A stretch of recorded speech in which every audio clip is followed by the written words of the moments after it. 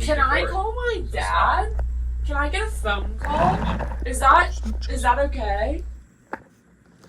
What's up, everybody? I'm back. Sorry about the mustache. Yeah, I lost a bet. And Super Troopers 3 is coming out, so is what it is. Everybody, this is Jamie Lee. I can't pronounce her last name, and it really doesn't matter.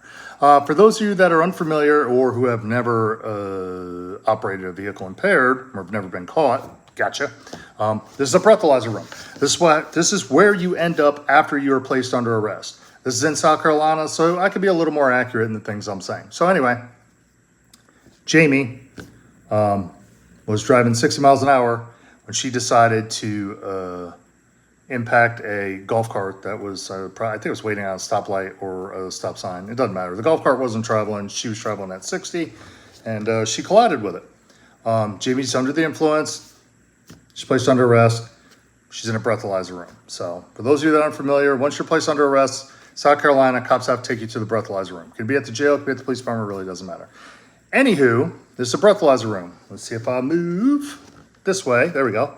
So this is used to calibrate the breathalyzer. This is probably the breathalyzer. It's been a while. They might have some updates. Printer over there. Most importantly, this is video. And above the video is a red button that you see. So basically what happens is you're placed under arrest for operating impaired. You're brought to a breathalyzer room. South Carolina requires that the police department arresting police officer give you a 30-minute observation period. So they bring you in a room like this and they watch you for 30 minutes. Why is that important? Well, we're going to document everything you do, say, and how you act in that room. There's also other people walking in the room. They're going to do the same thing. They're going to walk in. They're going to say, hey, I walked in the room. Jamie was in there. Officer Smith was in there that made the arrest. I smelled a strong odor of alcoholic beverage. All they're doing is just confirming the DUI case. But let's watch some more of this. Like I said, I don't really dig too deep into these. I just shoot from the hip and watch them like you. I feel like it's better content. Plus, I suck at editing, so I mean, it is what it is. You either like it or you don't. But this is a good one because this dramatically changed how South Carolina alcohol laws are. Bars are more liable. Hell, the rental car company from the rental car she was driving was sued for this and paid into the settlement. I mean, it's crazy. But check this out. We'll break down a little bit of what's going on, and then I'll throw in some really interesting facts about South Carolina DUI laws that you probably don't know that'll probably make you sick because it's pretty impossible to get a DUI conviction. Nobody proved anything. So why don't I have the right to call my dad? I'll touch on those two things real fast. Number one, probable cause is all we need to make an arrest in South Carolina. You don't need a preponderance of evidence. I tell people probable cause just means it probably happened because that's all there is. I show up, you wrecked into a golf cart. The golf cart is destroyed. There's a person dead, multiple people with damn near mortal injuries, and you're walking around stinking like Old Crow or whatever you're drinking. So probably drunk, you're under arrest, you're brought to a breathalyzer room. As far as the phone call thing, we saw this a lot. As police officers, people think you have an inherent right to a phone call. It's not in the Constitution. It's really just policy and procedures for any agency. Some agency might say if you're under arrest, you have to give somebody a phone call within a certain amount of time. But it's not a law and it's not a right, and it's really just from TV. But at the same time, I mean, officers, we can communicate and say, hey, look, there's no phone call here. There's not even a phone here. There's phones at the jail. You can make a phone call there. Stop asking. You're wasting your time. Just be direct and end it. But they kind of keep it going, and I get it because there were people dead and people mortally injured. I mean, they were probably avoiding telling her all that because it wasn't their job to. You might get written up before for saying too much about it. I mean, the list goes on. We don't need to go into that. Why? Because you're under arrest. You're in custody. For what? For driving under the influence. Prove it. Ma'am, you are going to be required to provide a Prove it. No, prove it. You're also going No, to prove it. I mean, she's being ex-girlfriend annoying. Prove it. But what he was saying basically is you're required to provide a sample of your breath. South Carolina is an implied consent state, which means basically in layman's terms, if you get behind the wheel, you agree to give a breathalyzer if an officer suspects you of drinking and driving, and they go through standardized field sobriety, and you do not pass. Can't say fail, we can only say do not pass. If you don't, there's consequences. It's like 6 months suspension and 12 months if you have a certain amount of convictions, I think, and then they're changing it to 6 months, 9 months, 12 months. There's all kinds of things. I think if you blow above 0.15, but you do blow, your license is suspended for 30 days. It's just, you're required to do it. I mean, you could say no, you're just going to lose your license. I don't know how convenient or inconvenient that is for you. No, prove it. No, prove it. No, prove it. I would really Bro, enjoy it's it if I annoying. could just go home and figure this out and please have my boyfriend pick me up. Fun fact, I have no idea why. If you ask anybody that's been a police officer longer than 2.2 seconds, only the drunk ones say, I want to go home. I have no idea why. If you stop them, the first thing they're going to say is, I lived like right here. And then when you arrest them, the whole time, they're just going to annoy you with, I just want to go home. I just want to make the bad guy go away. Can you just let me go home? And I didn't do anything. I swear. I hope my rental car is okay. Somebody smack the fuck out of me again. So again, I mean, you're under a 30-minute observation period. And if something goes wrong with this machine, it could double that because it's wired into the machine. So that 30 minutes has to complete, then the machine will work. You can't just run the machine, not for a DUI charge, right? So if something goes wrong, it doesn't calibrate right or whatever, you have to start it over again. But again, the point is, everything you're saying right now is going to be brought up later. It's going to go on reports. It's all used against you. So her saying like, oh, somebody smacked me again, probably means she was drinking and driving previously, and she knows it, you know? Oh, I hope my rental car is okay. Like, bro, you're so drunk, you don't even know what's going on. What are you gonna do? Nobody read my Miranda rights. Little interesting one there. I'm going to go with she probably doesn't remember, only because you could see the video is working. That piece of paper above it is Miranda, and you have to read that before the video goes. Back in my day, you had to read Miranda roadside too. So the odds of like probably at least 3 chances of Miranda being read to her and getting skipped, no. And a second on that, again, outside of DUI, it only applies to custodial interrogation. I mean, you sitting there handcuffed and nobody's asking you questions. I don't have to read you Miranda.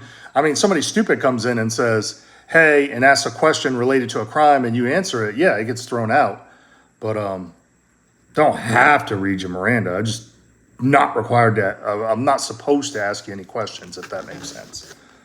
But again, people harp on that getting arrested. I got arrested, you should have read me Miranda. No, it doesn't work like that. Ew, stop. TV ruins everything. Where I was arrested, and I would like to go now, please. Nobody has any.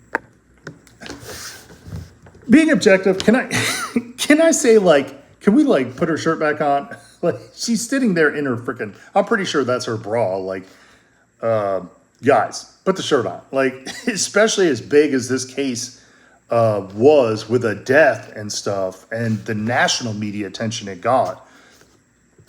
Might want to pay attention to the small details. Prove anything that I did. So give me the right to call my dad. No one proved me for shit for anything. So again, we don't really have to prove things roadside. I will share this now, and people are going to like it or not like it. But South Carolina is horrible with DUI laws. Outside of her killing people, I mean, it's almost impossible to get a conviction. Our legislators, big word, are lawyers, and they're DUI lawyers, and they roped in loopholes in the DUI laws. I could say the loopholes. You could hit the loopholes in the comments. I mean, it's pretty public knowledge.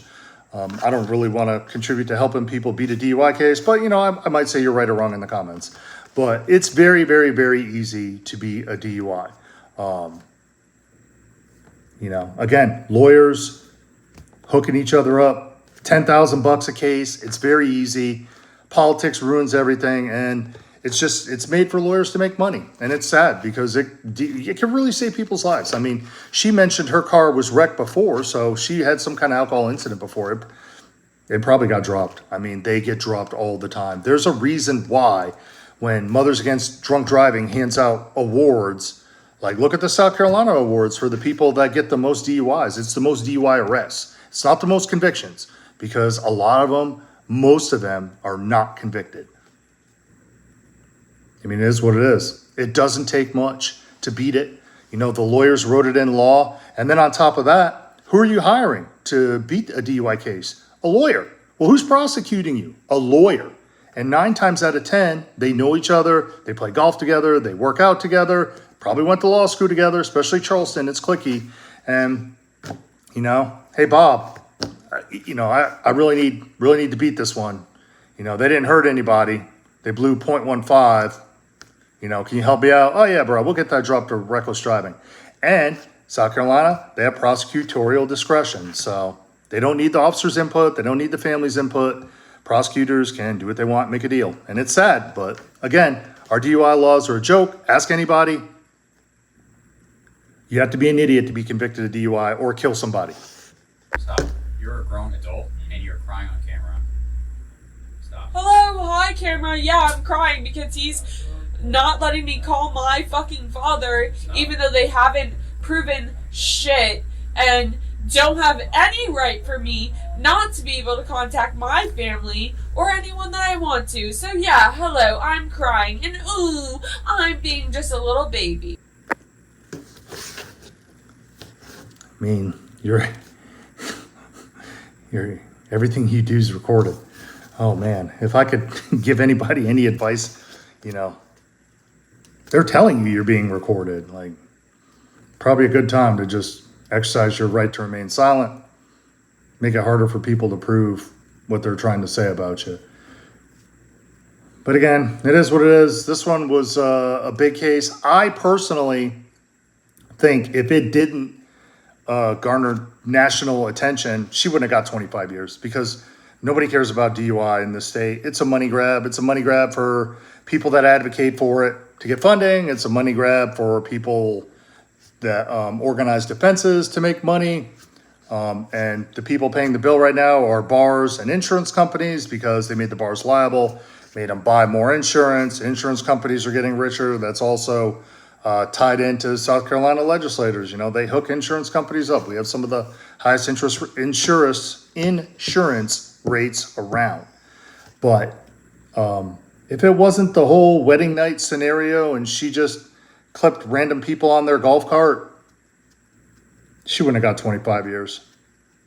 I doubt she would have did much jail time, if any at all. And that's just the reality of South Carolina and DUIs. But she did.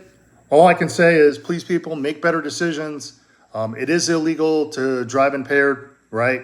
She's 20-something years old. I think 22, maybe 24. I can't remember. It's been a couple years on this one. But the point is, she got 25 years for this, right? So her entire life is over. Her victim's family, oh my gosh, bro. Their lives are over. Lady died on her wedding night within hours of getting married. The husband survived, and he's got that trauma to live with. And, bro, just, it's such an easy thing. Call an Uber, you know? But they used to have a saying, and you could tell how long ago this was. It was pay $10 for an Uber or pay $10,000 for a DUI attorney. Those are your two choices. But please, people, Uber, stay safe, stop drinking and driving. I'll see everybody in the comments. I know there's going to be comments on this one. Make better decisions, guys. Come on, be responsible. Call a friend, call a cab, do something. But don't get behind the wheel impaired because you're ruining everything and everybody. So that's it on this. It's wordy. I got to get out of here. People complain as it is that it's too wordy. Enjoy the mustache. I'm out. I'll catch you on the next video. I got a couple lined up. We'll get it out.